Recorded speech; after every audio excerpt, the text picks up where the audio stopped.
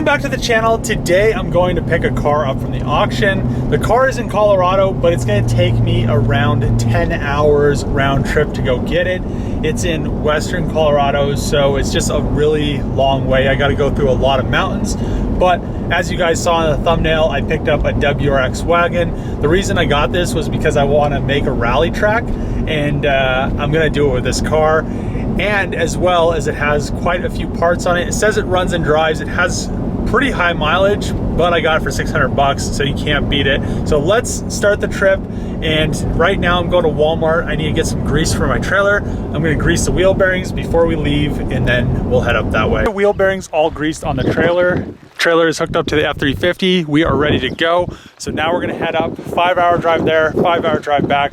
Hopefully it is worth it. One thing I really like about driving this way is the scenery. It's really mountainy roads, windy. They're even just paving the road up here. This is really time to bring the Hellcat. Once this is all said and done, it's gonna be so nice to drive up here. We're waiting for the traffic to go. There's a 1-lane road, so I've been waiting here for about like 10 minutes, but it's not a bad location to wait.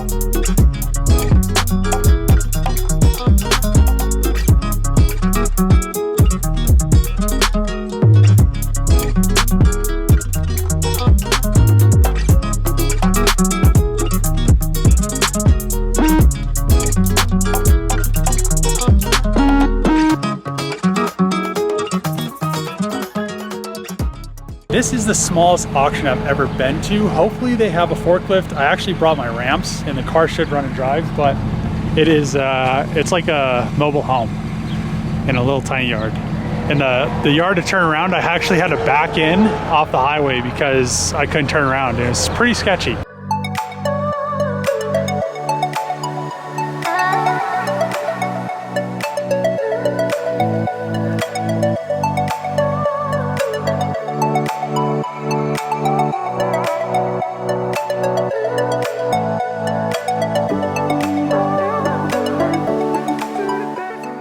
WRX is now loaded. I strapped it down. Looks like it has a few things. The 2 gauges are just eBay ones, but one is an AM AFR gauge. Looks like it has a full Pern exhaust, or maybe Cobb exhaust, something like that. But it looks like it has quite a bit of stuff on it.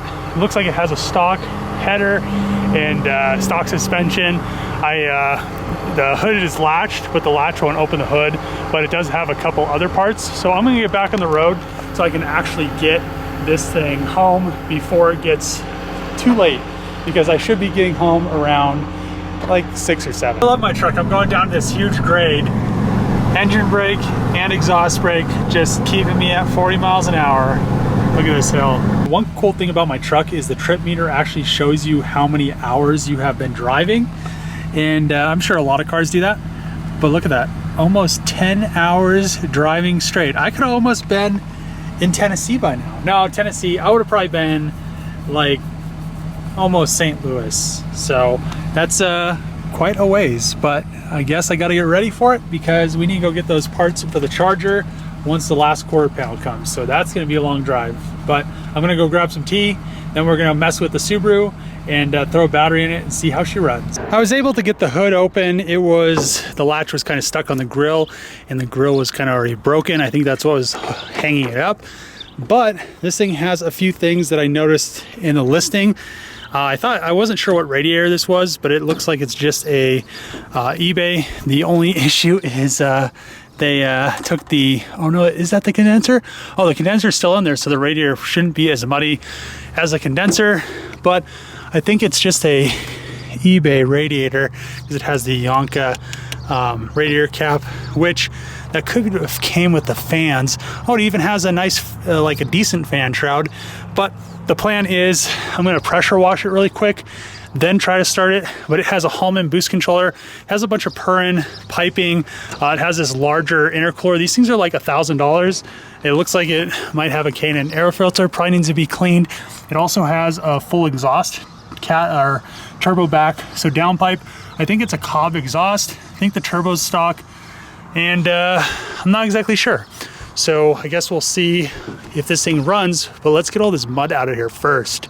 Just finished pressure washing the Subaru engine bay underneath the car. Try to get as much mud off as I could, but when I was pressure washing the mud off the heads look brand new. The valve covers are perfectly clean, other than there's mud on them, and the short block looks very clean. So I don't know if this thing has a brand new short block in it. It has an STI key, but let's see if she starts and runs. Actually, before I do that, let's check the oil, make sure it has oil, and then see if it starts. All right, let's see the first start on this thing. It has an AEM air fuel ratio gauge.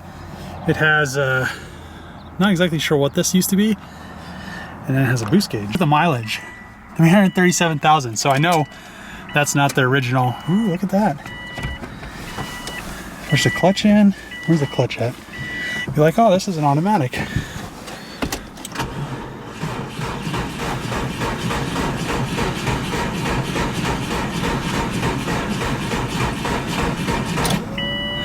Huh, maybe it's just all the way out of gas. Put 10 gallons, then I filled all the tires up, so they all have air in them now. It should roll, should have gas. Hopefully it starts, hopefully it runs and drives. We'll find out in about 30 minutes. Okay, let's try it again. Come in here and get all dirty. Oh man, that battery's kinda, oh, I can hear it. I hear the fuel pump prime. Let's do it a couple times. Okay, let's try her, see what happens.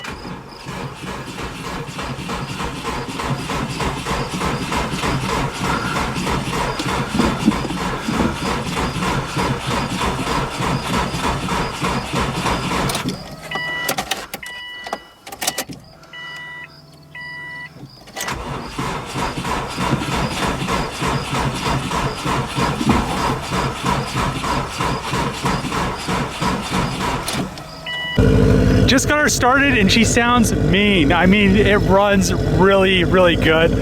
There's no way. I think this engine might have something done to it. It looks like the whole engine, it's a new long block. I'm not sure what's done to it, but man, listen to this. It started right up after I flipped the battery. Look at that. She is a runner. And we got almost a full tank. Good AFRs. Hell yeah, we need to take this bad girl for a drive. This morning I started messing with the WRX, got her started again. Definitely need a battery for this thing. This battery is pretty much toast. I'm gonna go drive it around. Yesterday I took it for a little pull and it didn't seem like it made any boost, but I wasn't very sure. So I'm gonna do that today. I wanted to tighten the bolts on the strut tower because they were loose, but I parked it on the driveway. The power steering rack on this side actually leaks. So I'll most likely have to get a new power steering rack eventually. I put some power steering fluid in it. I checked the radiator fluid. Everything looks good there. It has windshield washer fluid. The oil looks good. I want to change the oil in it. The oil doesn't look like it's that old, but I just want to make sure. The engine, like I said last night, you can see it a little bit better, but it looks like it has a brand new short block, or at least the heads and the head gaskets were recently done. I'm not exactly sure because the car has like 300 and something thousand miles on it, so it definitely has to have, at least running this good, especially being a turbo Subaru, it has to have a brand new short block in it or a long block. But yeah, it has this APS intercooler, it has the forged blow-off valve, it has all the purring silicone, you know, intake stuff so they don't leak. It has a K&N air filter, has this Hallman boost controller, which I may have to adjust. It may just be adjusted low. And it also has a full turbo back. It sounds like the exhaust maybe, actually it might not.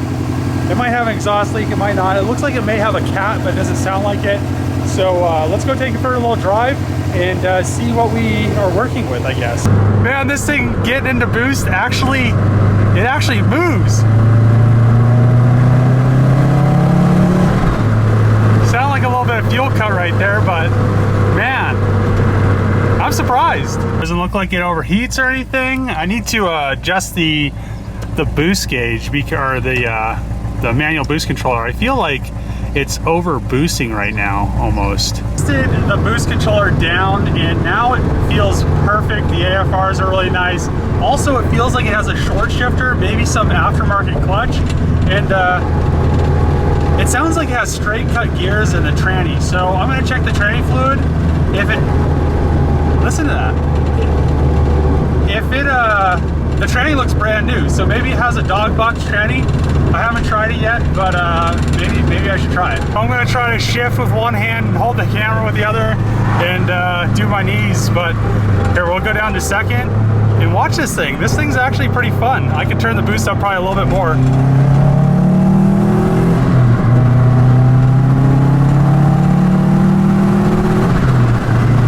Hell yeah, boys, we got a ripper. Now sound like every other Subaru kid. I need a vape pen though. Listen.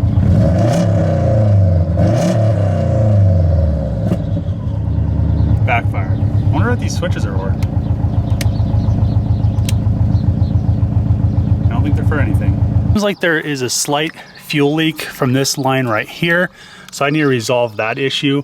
Also, it doesn't seem like the fans are coming on. It didn't overheat or anything. It's a pretty cool day still, but yeah, it doesn't seem like the fans kick on at all. So I may have to wire those up to a thermo switch and kind of resolve that issue. But otherwise, this thing is pretty nice. It runs and drives. I mean, you can't beat it for $600 and all the parts that are on it. The intercooler on it is well worth that. But yeah, now I have me a little rally car. I plan on doing some stuff with that in future episodes coming up. But you know, I needed something that was fun to do while I'm working on the Charger, which this thing should just be a blast. And once I fix all these little random issues, just so I don't have any issues later on down the road, and just kind of go from there. But I'm going to end the video here. Really glad that I picked this up. And, you know, it was a very long drive, almost 10 hours to go get this. I probably should have just had it shipped, but it was like $700 and it only cost me like $80 in fuel. So I guess at the end of the day, I saved a lot of money. It took me a day worth of time to go pick it up. But that being said, I'm gonna end the video here. If you like these videos, make sure to click the subscribe button, thumbs up, throw a comment below.